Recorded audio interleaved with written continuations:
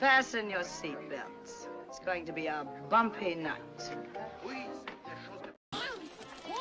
But tell me, Eddie, is that a rabbit in your pocket or you're just happy to see me? Right. Hello, everybody. Welcome. I figured I'd go live for a little bit, talking some pop culture news and cringe. One of which bit of news dropped rather recently. I saw on Twitter, and that's apparently DC. I don't know what's up with my camera, but DC is they're doing a Joker origin story, as they put it, a proper Joker origin story called Joker Year One. This is the same character that said, if I'm going to have a past, I prefer it to be multiple choice, because this is a character that's crazy, he's insane, and he cannot be trusted. All right, so whatever he says, he cannot be trusted. Case in point, while I think I'm not entirely a fan of the Dark Knight trilogy from Christopher Nolan, I do have issues with the direction he took with some of the characters, particularly the villains. The Joker in the second one, The Dark Knight, all right, changes his origin, like the origin story for why he has scars the way he does, and that's the Joker's character, pretty much, because you cannot trust anything he says. Anything. Alright, so when he says, if I'm going to have a past, I prefer it to be multiple choice, even he doesn't fucking care what his origin story is. He's the Joker. That's all that matters to him, pretty much. That's all that matters to him is, like, that he's the Joker, and he's going to cause mayhem. But now, DC's coming out with, an origin story called Joker Year One. And then, I don't know if you all saw the news that kind of broke also on Twitter that apparently Pedro Pascal has been cast as Reed Richards moving forward in the MCU, they're bringing in the Fantastic Four, because now they're essentially firmly established that there's going to be an X-Men universe, given the end credits scene with the Marvels. So they're going to be bringing in most likely Fantastic Four in the near future. And he's been cast as Reed Richards. And there's a rumor going around that Kevin Feige, reason why is because Fantastic Four is too white. Too white. Alright, so this is the same man. Now, this is true. I would not put it past him that this is true. And I will say hello. I will, catch up with the chat after I talk about this. This is the same man that people wanted to take over Lucasfilm. Remember that crowd on Twitter? And have Feige in charge of Lucasfilm and all that. This is the same fucker that people wanted like him to replace Kathleen Kennedy heading Lucasfilm. All right, where are those people now? Where are those people now? This man has not changed. This man has not changed. It's not like he did a 180 and now all of a sudden he's saying stupid shit. He has said stupid shit in the past, but people hated Kathleen Kennedy so much that they were willing to look the other way with Kevin Feige, and they're oddly silent now.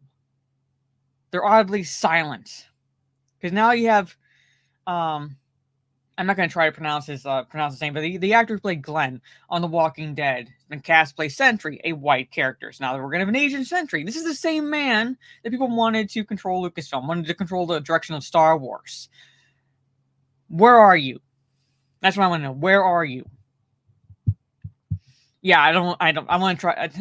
I think his last name is pronounced Yen, but I didn't want to butcher it, pretty much. But he played Glenn on The Walking Dead, where I know him from. But anyway.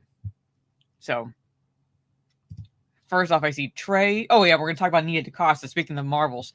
Talking about a Nia DaCosta article that Trey shared with me, because she's also been targeting critics of her movie, and I'll try to find an article about that. But there was an article that Trey shared with me from November 9th, so about a week ago, with Nia DaCosta, and how she got her blurred girl energy. And if you don't know what a blurred is a black nerd. And Nia DaCosta ignored the haters and made the movie her teenage self would want to see. So never mind what the fucking fans would want to see. No, she made a movie what she would want to see if she were a teenager. That's according to this Variety article, pretty much. But from the top, I see Trey. He's got his tequila on deck. Yeah. Hey, gaming. Yeah. Down and nerdy. Zombie Box Reviews. Hello. Good to see you. Yes, I'll be here tonight, and my plan is to try my hand at the RoboCop game, RoboCop Rogue City. So I have a clip. I have a really quick clip that I have right here. So thank you for your cooperation. Good night. So I got to play at like the end of streams in case I keep forgetting to do that. But yeah, so I'll be playing the RoboCop game. At least they got the facial features, done well, because it looks like Peter Weller's RoboCop. You have the character Lewis in this as well. So yeah. So hello, Gravy D. Yes, hello. Yeah, it's a Joker origin story, and I'll be going into that. Citizen Ronan, hello, good to see you. Tara Crystal, what is up? Good to see you. Yeah, hate origin stories. Yeah. Hello, Stieg. Modern writers like to do origin stories so they can plant themselves more solidly into the lore of popular characters. Pretty much. Yeah, Reed Richards' essay. Yeah. So the family is literally white. Yes, Reed Richards marries Sue Storm. She's white. Sue Storm has a brother named Johnny Storm. He's white, right? Ben Reed, or no, Ben. Ben, the Thing becomes a Thing. He's white too. He turns a brown color when he becomes the Thing, but he's a white character, and no one had any fucking problem with that for decades since the literal origin of those characters in Marvel Comics. No one had any problem with them. Yeah, Reed Richards, a white man's name. Well, this is the same. They cast Pedro Pascal as in the role of Joel for The Last of Us. That character had a pretty fucking white name too, but they cast Pedro Pascal. Sultan Al Fahim, good to see you. How does he still have a job? Hollywood is a case study of failing upwards, pretty much. That's pretty much how they do it. They fail upwards. Either that or he's dirt on the Disney execs. I don't know. But somehow he still has a fucking job. Somehow Kathleen Kennedy still has a fucking job. Who knows at this point? Why? Why? Pretty much.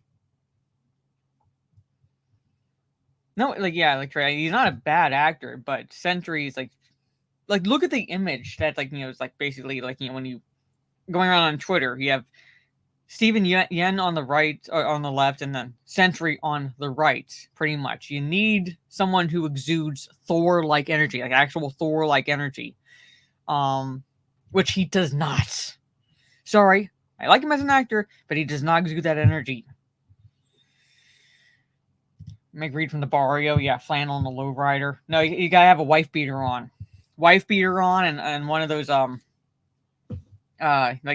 vehicles where it goes kind of like the cousins that Pedro has and Napoleon Dynamite with their car. That's what he needs, pretty much. Roll up to Sue Storm like that.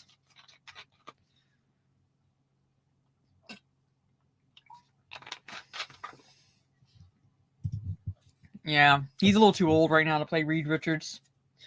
What would have been absolute perfect casting, but again, Marvel butchered the fuck out of this fan casting when they included him was John Krasinski, because he was included in this Doctor Strange movie, the Multiverse of Madness, pretty much. So he was like a Reed Richards in one universe, and he's no more. So you really can't bring him back as a result of that unless they somehow find a way to undo with time travel what they fucking did in that movie. He would have been perfect. He would have been a perfect Reed Richards, and Emily Blunt would have been pretty much a perfect Sue Storm. Yes, they are a little bit on the older side, but at the same time, it's like, I don't fucking care. I like that. Older, slightly older Reed Richards, slightly older Sue Storm. That's what I would want to see. They would have been fucking perfect. But no, Marvel fucked that up. And under the leadership of Kevin Feige, again, the same man people wanted to take over Lucasfilm, and they are eerily, strangely, oddly, unsurprisingly quiet. Pretty much. Yeah, she have gang tats too, pretty much. Yeah. But anyway, let's go into that. Let's go into that rumor. It's an article I'm bounding into comics. So rumor, all right, so the news kind of broke that he's been tapped to play Reed Richards in the Fantastic Four. And the rumor going around is because Kevin Feige thought the cast was way too white. Never mind Reed Richards is white. Never mind the Sue Storm is white. Never mind the Johnny Storm is white. Never mind the Ben is white. Never fucking mind that even Doctor Doom is fucking white. Never mind that. No. Never fucking mind that. Nope. Sorry, I had to clean something up. No, it's too white. So let's bring in the man who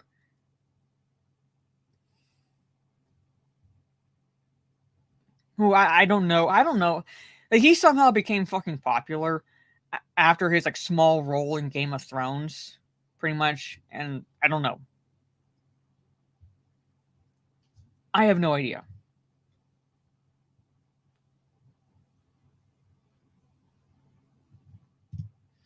It's what happens when comic book movies are done by executives who don't know anything about comic books. Yeah. Like, done by entities who buy IPs that they know nothing about, nor do they care to learn anything about, and they decide to do whatever the fuck they want. That's what we're seeing with Marvel, the MCU. So we're seeing with Warner Brothers, with DC, and so forth. Amazon with Rings of Power, and fucking so forth. That's what they're saying. Because all they see is money. They see dollar signs when they buy certain IPs. And they think that when they buy these IPs, they're coming with a ready-made audience that will watch, purchase, what have you, anything, as long as they treat us like we're brand loyalists, essentially. They think that we are going to spend our money on anything so long as it has either the Marvel brand on it, the DC brand on it, anything to do with Tolkien, with Lord of the Rings. They think we're going to buy it. Star Wars, Star Trek, and so forth. They think we're going to do that. They treat us like brand loyalists. They treat us like we're nothing more than walking wallets who will purchase anything and everything we can so long as it has that stamp name on it. David Tennant could have been a good choice too. I like him as an actor. He's got that nerdy-esque flair to him, like Reed Richards. So, anyway. Let's just go into this. So the latest rumor surrounding Marvel Studios' upcoming Fantastic Four film is that Pedro Pascal was tapped to play Reed Richards because Kevin Feige believed the cast was, quote, way too white. This is coming from the whitest fucking man there is. Have you seen pictures of Kevin Feige? Does that man ever get any fucking sun? Holy shit. I swear to God, like you wouldn't need any neon signs around him. Just like stand him outside a storefront in like the night, and like you can fucking find where you're going. But he's the whitest man out there. This latest rumor comes from scooper Jeff Snyder, who detailed that Marvel Studios and Kevin Feige conducted screen tests for Reed Richards before the SAG-AFTRA strike went into effect. The screen tests include Jamie Dornan. Okay, Christopher Abbott, I have no idea who that is.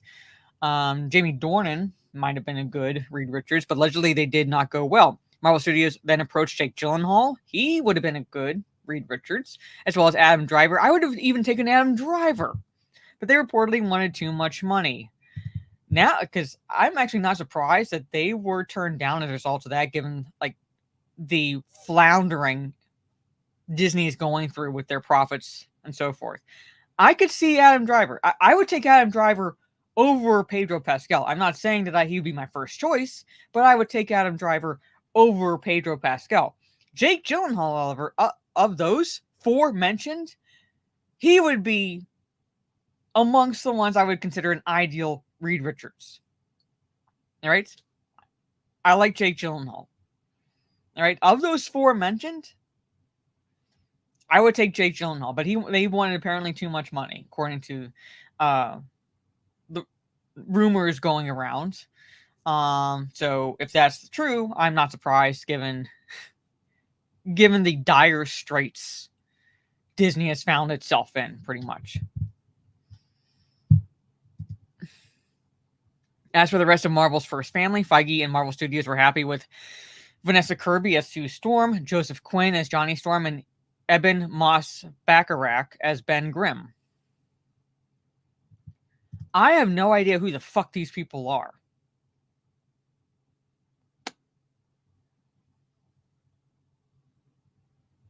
These people are the same a-holes who made fun of us for liking nerd culture for 20 years ago. Yeah. Now it's cool to be a nerd, but they're not actual nerds. They're jumping on the nerd culture because it's trendy now. I remember like when it was like basically when you were bullied for being a nerd. So that's when you truly were a nerd. Hey, fuck Norris. Yeah, Nick Joseph Quinn is Eddie. Oh, okay. I was recognizing the name. Okay, I had to see Vanessa Kirby, like them together, like I had to be like them side by side, so I can see if it's believable that they'd be brother and sister. So I know Eddie.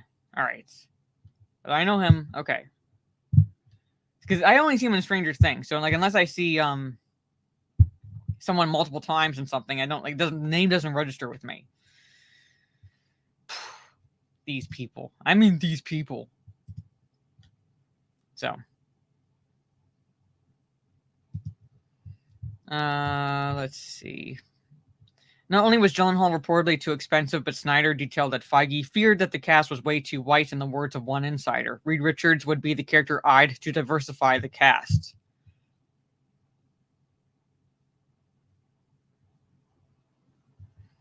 Enter Pedro Pascal. He and his team reportedly engaged with Feige and Marvel Studios following the strike's conclusion.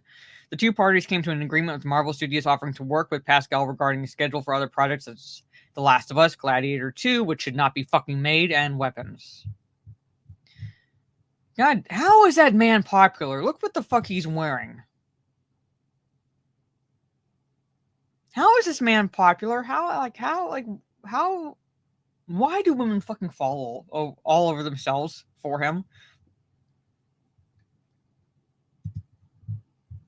Snyder believes Pascal is now confirmed as Mr. Fantastic. However, it might not be done deal. Deadline's Justin Kroll reports a deal is far from done. However, Kroll does not... I have no idea. Does not think. I don't know. Editors, do you like... Does not what? Does not what? That Pascal is in talks with Marvel Studios to take on the role. The main issue with Pascal is scheduling. Alright. Do they include pictures here? Feige made it abundantly clear that the reason Eternals was pushed to the front of the company's production schedule was because it changed the character's race, gender, and sexuality. It did all that with the characters. It did all that with the characters. He told Variety, well, the notion of switching up the genders, sexualities, and ethnicities of the characters from the comics was baked in initially. That was part of what Nate Moore was really advocating for in moving Eternals to the top of the list for us to start working on. This is the man that people wanted to take over Star Wars with Lucasfilm. This is the same fucking individual that people were clamoring for on Twitter. It's like, the removal of Kathleen Kennedy and for Kevin Feige to take over because he was running Marvel Studios so fucking well at that point because he was doing such a good job and so forth. When in reality, if they actually took off the fucking blinders, if they took off the rose-colored glasses when it came to the MCU, they would realize that Kevin Feige, he was successful because he just got lucky finding a formula that suckered people into watching the movies. That's why he was successful. He just got fucking lucky. Right? And now we're seeing with the end of Phase 3 and the actual push with what he would be implementing within Marvel Studios, this is what we're getting. And I want to tweet out on Twitter and with this and it's all you who wanted him to take over Lucasfilm, where are you? Where are you?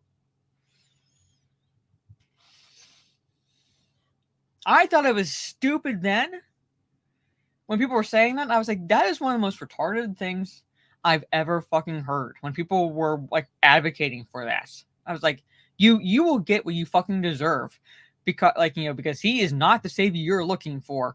And look what's happening with Marvel. Look what's happening with Marvel. I remember that going around on Twitter.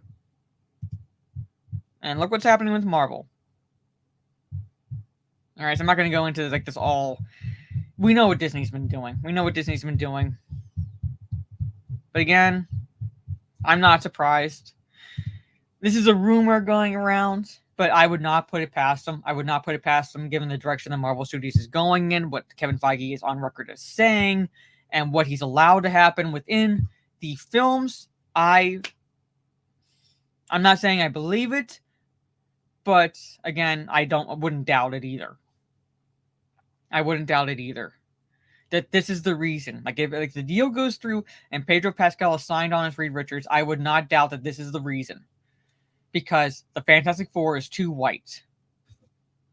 Are they going to race swap Doctor Doom?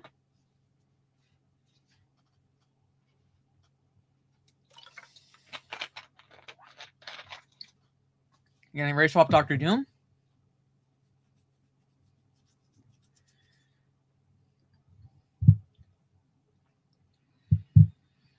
No. Well, apparently, according to this, Johnny Storm is actually a man because he's like the actor who played Eddie on Stranger Things has been cast to play him. But I would not put it past him to make the Thing at the very least non-binary. Despite the fact that Ben Grimm is as straight as they come. Like, even before he became the Thing. They race off Wonder Man, yeah. Dr. Bloom, yeah. Hey, Brightest Day. So, Angelique. Isaac Perlmutter made the first 3 phases. Feige did phase 4 and 5. That's why it sucks. Yeah. But people associated the first 3 phases with Kevin Feige. And that's why I said he got lucky. He got fucking lucky because he was riding on the coattails and found a formula that worked, that suckered people into watching the movies. And now we're seeing when he's in full fucking control what he's capable of. And those people that wanted him to take over for Kathleen Kennedy, they're silent. They're silent. They've been silent for a while, and I wonder fucking why. But anyway, there it is. But yeah, we're seeing Marvel under Kevin Feige fully now, and it sucks. And so people were like, "What happened from phase 3 to 4?" Well, if you actually bothered to looking into it, and rather than just like, bowing to Senpai Feige for the first 3 phases, you would know. But anyway, let's talk the Marvels in a sense, and Nia DaCosta. I'm going to go back because I want to find something on Nia DaCosta on Bounding. Come on, Bounding. I hate that they change your site. And just... Sorry, nothing to display. Really?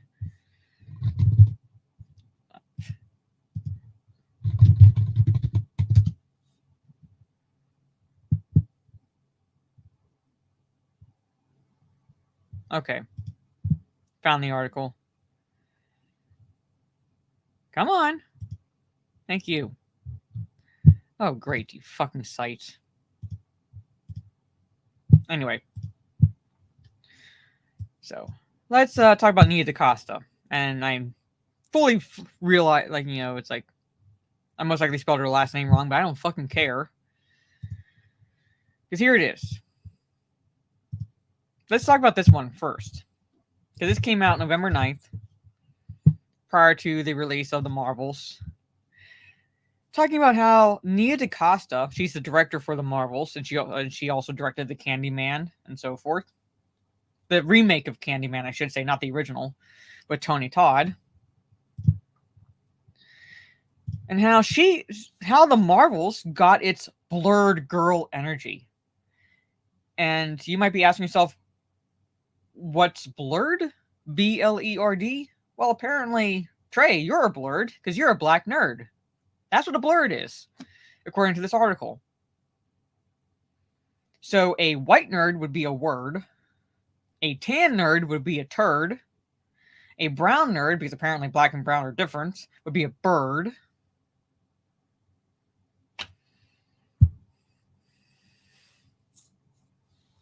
I'm just saying, like, given that, it's like, that's. Yeah, they remade Candyman. Yeah, but it became fully about like BLM and shit like that. So I can't wait to see Signor Fantastico take on Dr. Trayvon Doom. Yes. Signor Fantastico. I want to use that. Yeah, that would be a yerd. An Asian nerd would be a yerd. A blind nerd.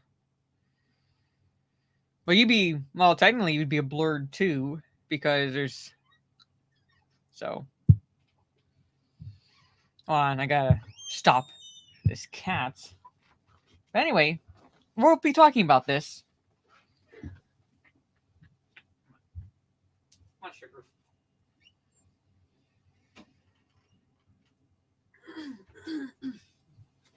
Go ahead. Up. Sorry, one cat wanted to come in. But anyway, let's talk about blurred girl energy.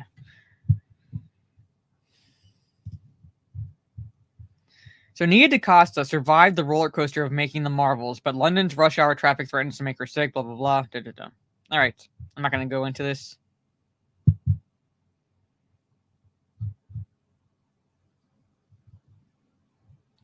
All right, so at 31, Decosta became the youngest person and the first black woman to helm a Marvel Studios picture.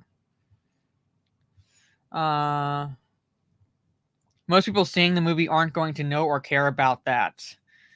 No one fucking cares about it except the ones that want to virtue signal. For other young black women who want to be filmmakers, I think it's important to be an example. How about just be an example to anyone who wants to be a director? Just be an example to anyone who wants to be a director, anyone who wants to go into filmmaking.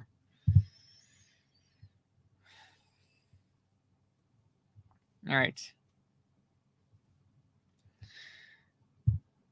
Okay, I just want to find where she quotes. Okay, she also wanted to satisfy the blurred black nerd in her who'd grown up absorbed in comic book culture. I fully fucking doubt that.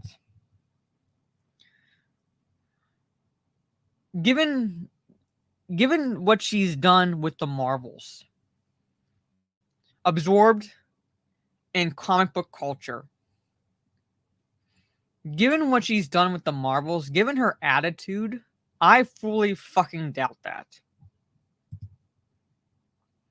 Or at the very least, she was absorbed in the very recent runs of the comics that were delving more into the identity politics and virtue signaling. All right. Given how she is. The Brooklyn-born filmmaker was especially keen to tell Kamala's story because she was a huge fan of the Ms. Marvel comics. Well, there you fucking go. Which debuted when she was in her teens. Usually I'm not I like this person because I see myself, a tri-state area nerd who loves superhero and comic stuff and writes fan fiction, Decosta says, but she's a great street-level hero, an heir to Spider-Man.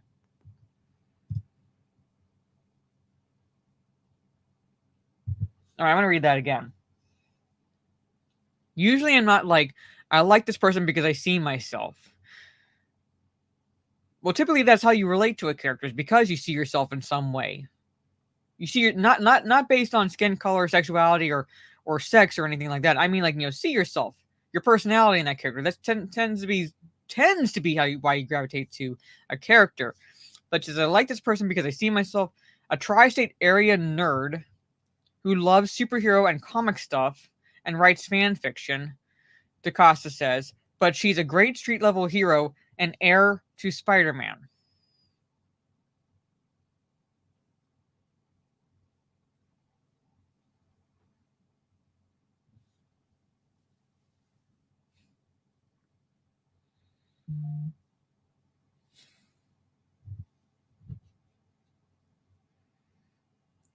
How? How is Ms. Marvel an heir to Spider-Man?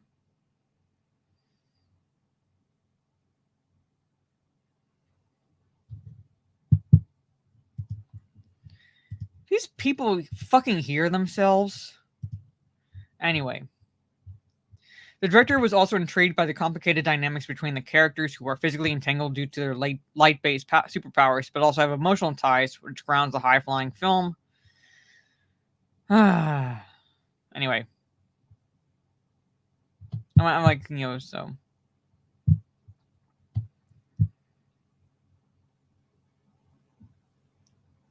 I love this. Because Carol has been on her own for so long, it was important to show what it is actually like for this woman to live a life where she thinks she's the only thing holding everything together, which is a story that a lot of women can relate to. Why just women? Because it's a female character? I mean, I'm pretty sure men go through the same fucking thing where they feel like they have to hold everything together, so why can't it just relate to everyone?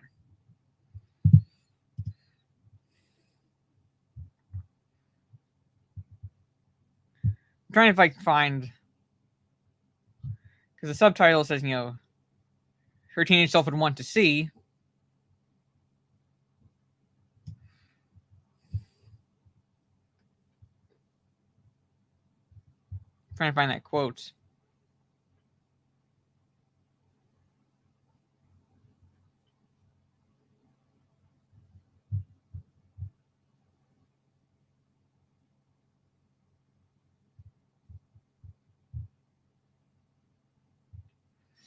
Oh, I like this here, right here. Let's go into this. Decosta is familiar with the negative side of fandom. After all, she's been a big old fan of nerdy shit for a long time, but she's not letting it get under her skin. There are pockets where you go because you're like, I'm a super fan. I want to exist in the space of just adoration, which includes civilized critique. She explains. Then there are pockets that are really virulent and violent and racist and sexist and homophobic and all those awful things, and I chose the side of the light. That's the part of the fandom I'm most attracted to. Yep.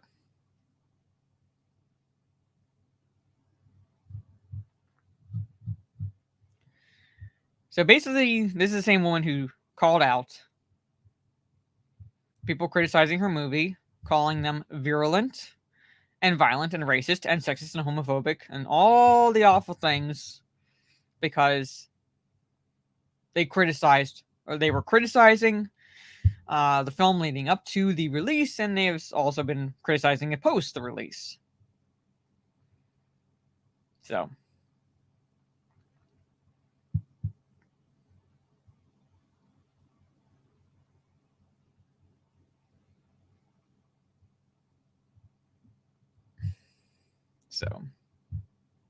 but there it is.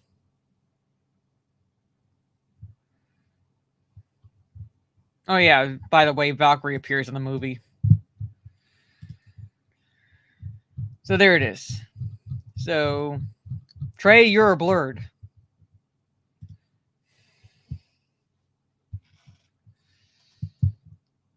Makes her brain hurt. Yeah, IQ is draining. Everyone around the world knows who Spider-Man is. No one knows who she is. Nope. Hello, Hatersaurus. I blame the Big Bang Theory for everyone claiming to be a nerd. The Big Bang Theory did more to ruin the nerd culture than people realize. So, seeing myself, geez, I don't watch movies with Denzel of watching them Morgan Freeman to see myself because I'm white. Yeah. So,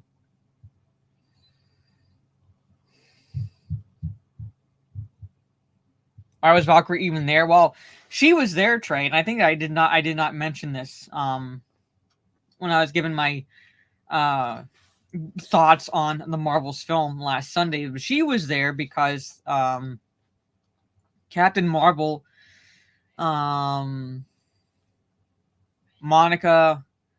and Kamala had to evacuate the Skrulls from their planet because Space Karen, Darben or whatever the fuck her name was, pretty much the one who was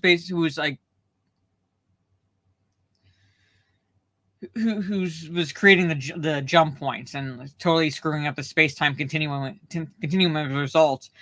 All right, they had to evacuate the Skrulls, yeah, and so Valkyrie popped in to escort them to a safe location once they got the Skrulls off their planet, because somehow fucking somehow Space Karen was able to create a jump point that opened above the Skrulls' planet and pretty much stole their clean air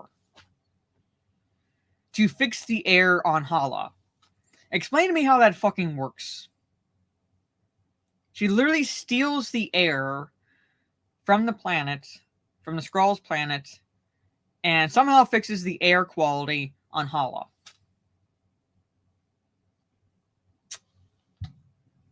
Explain to me how that works. Because he needed a lesbian, yeah, pretty much.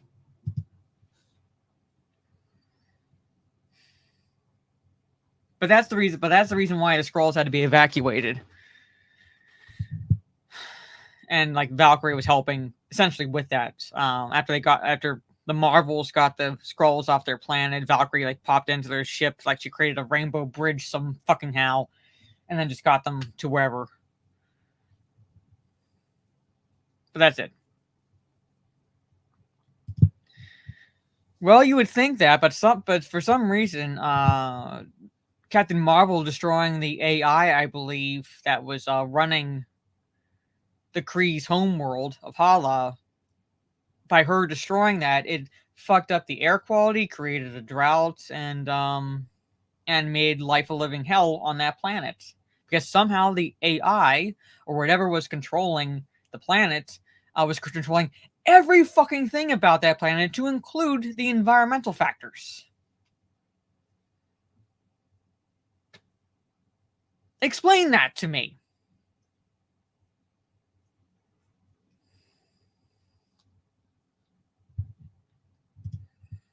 Explain that to me. It makes absolutely no fucking sense. And then somehow, Captain Marvel yeeting herself into the sun and basically like like having a strong burst of her powers within this sun. All right, within the sun, not our sun, I don't believe, but like sun close to Hala, pretty much. Somehow rebooting the sun fixed Hala.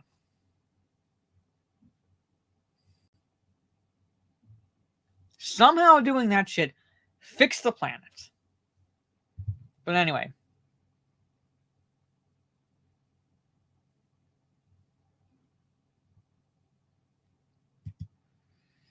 But here's what... Alright, so I'm not going to go into this article, right? But this basically came out, and we saw that in the Variety article. Alright, where she describes critics as virulent and violent and racist and sexist and homophobic. Alright.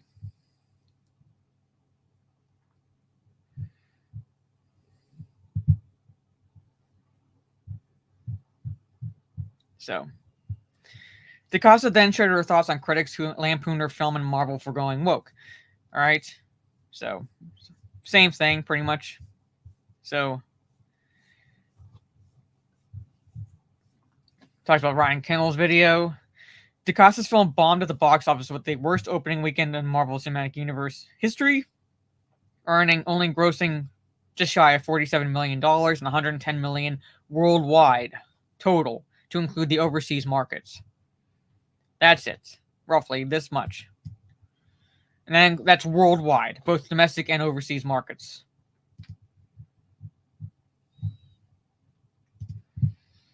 But yes. Call the critics this. That'll work so fucking well. Words hurt, Stig. That's why we're violent. Words hurt.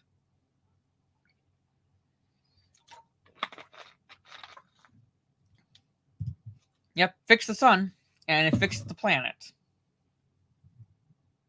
Blurred girl energy, yeah. Same movie has Monica fix the hole on the other side of the dimension, yeah. But that's the Marvels. That's the Marvels. So I'm going to end. So. Do you realize whom you're talking to, Stig? I'm just saying. Let me close those tabs and let's talk about Joker Year 1. All right, so because apparently DC decided that the Joker needed a proper origin story, even though, like I said, this is the same character who has said in The Killing Joke, if I'm going to have a past, I prefer it to be multiple choice because you cannot fucking trust him whenever he goes into anything about his past. Right? He's insane. He's a criminal. Right? That's the whole point of his character. Right? But apparently they felt the need to create a Joker year one to flesh out his origin. All right? So Joker Year One will flesh out the iconic Batman villain's origin story. Okay, so we have a Batman Year One. Now let's have a Joker Year One. All right, Joker's mysterious past is finally being revealed. A past that no one wanted because we did not need to have a proper origin story for this character. Again, I cannot quote his line enough from Killing Joke. Right? That perfectly encompasses his character in that line. That one line. If I'm going to have a past, I prefer it to be multiple choice. That's in line with his character.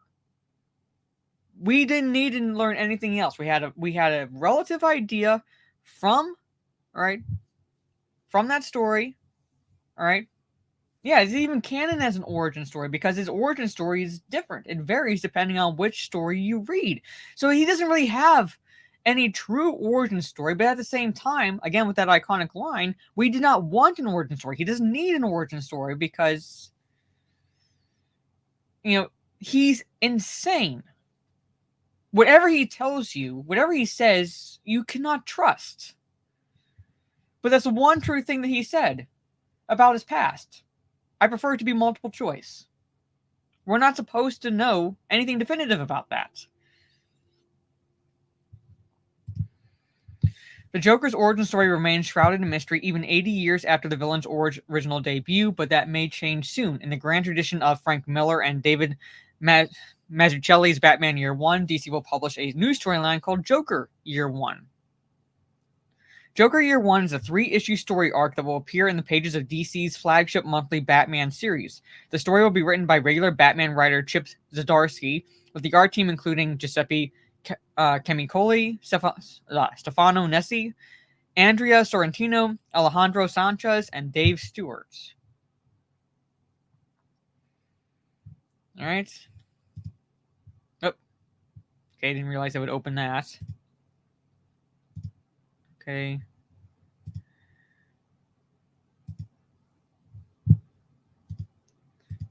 I mean, I don't mind the drawing there, but Joker Year One picks up immediately after the origin story chronicled in Alan Moore and Brian Boland's graphic novel, Batman the Killing Joke, as readers learn what happened after the former Red Hood emerged from the vats of chemicals. Year One will trace Joker's first year as a costumed villain in Gotham City and how the legend surrounding the Clown Prince of Crime was born. However, these 3 issues also feature a secondary storyline set in the present day, as the new revelations surrounding the origin of the Joker wind up impacting Batman in the present. It's also worth noting that recent issues of Batman have acknowledged the existence of the 3 Jokers, hinting that the series will offer its own take on that surprising plot twist separate from Jeff Johns and Jason Fabok's Batman 3 Jokers series, which is part of the non-canon Black Label line. Will Year One offer its own explanation as to why there are 3 different versions of Joker and what it means for Batman? We do not need it. Yeah, so basically, yeah, they are making his origin in Killing Joke canon by doing this. They are making his origin in Killing Joke by doing it. They're taking a non-canonical story and making it canon by picking it up here. So Year One will traces your... Yeah. So it'll be first year as a costume villain. So it takes place immediately after this. So they're making that story canon.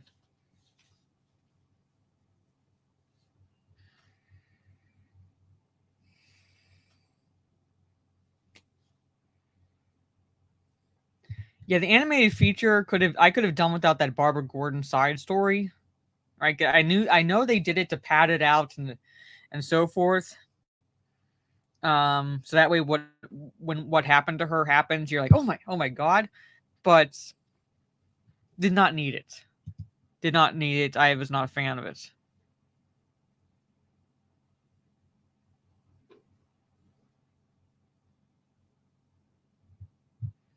Yeah.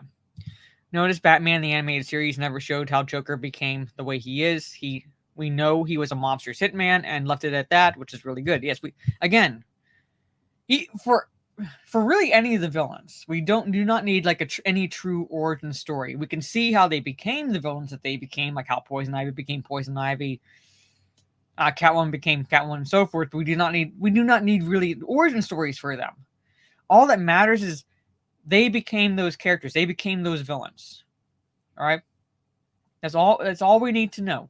That's all we need to know about them, pretty much. Like all we have all we need to know about Batman, pretty much. We don't need to know everything that he lived through, all right, and so forth. We know enough of what we need to know about his psyche and about what he did to become Batman. That's it. Not every character, hero or villain, needs like a fleshed out origin story. Not every character needs that.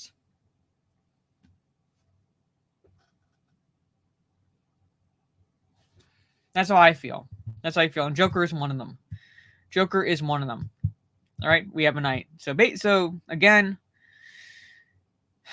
they're making Killing Joke canon now.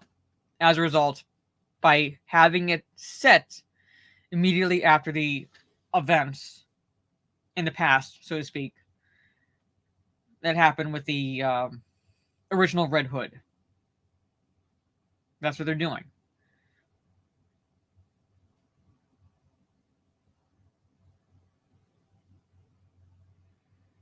So DC, DC is a dead company. DC is a dead company.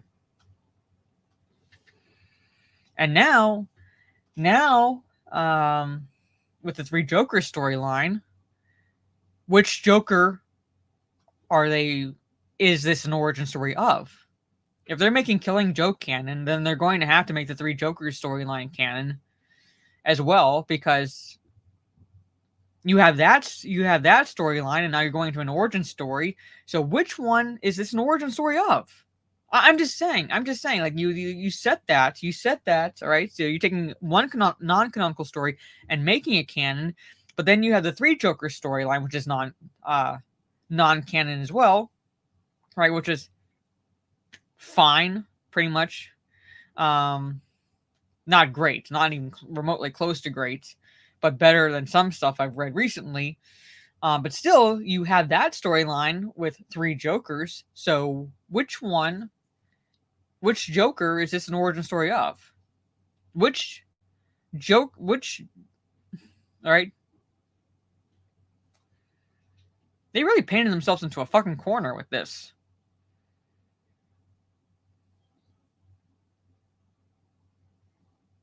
So, because the fact that IGN brings that up tells me that I'm pretty sure there's gonna be other people that'll bring it up. These are the 3 Jokers.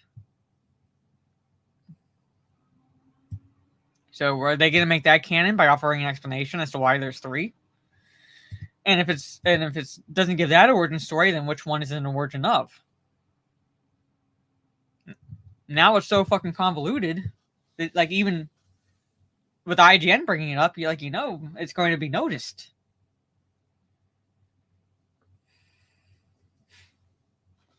But there it is, chat. There it is. So, but anyway, so normally go for about an hour, about 10 minutes away from an hour. But this works pretty much. This works for me. I can like rest my voice before going live on Kick tonight. So I'm going to handle some things. I'm going to try watching that the first 2 episodes of that Monarch series. Basically the I'm going to call it the Godzilla series pretty much, but like focuses on the Monarch company and program, I should say. Yeah, I'm gonna check out the first 2 episodes of that, so I can give my impression tonight.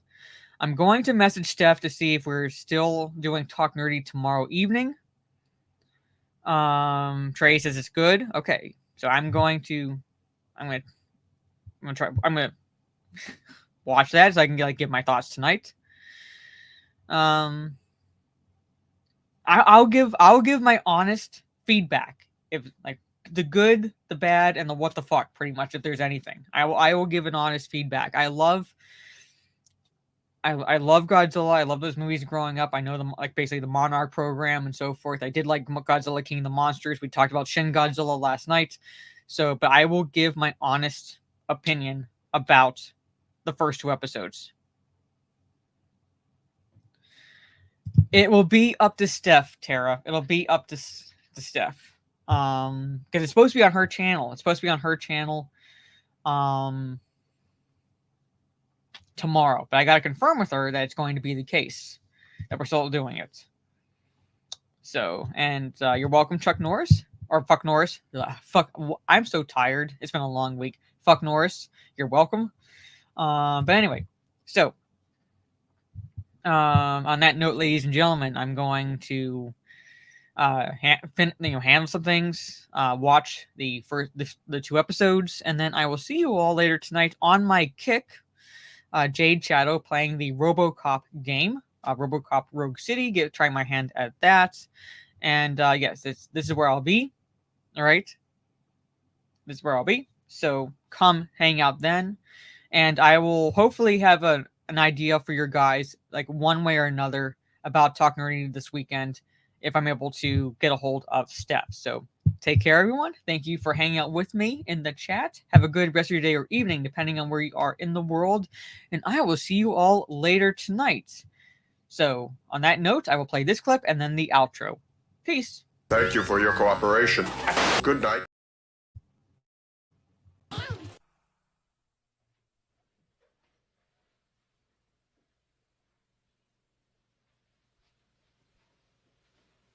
You're still here? It's over. Go home.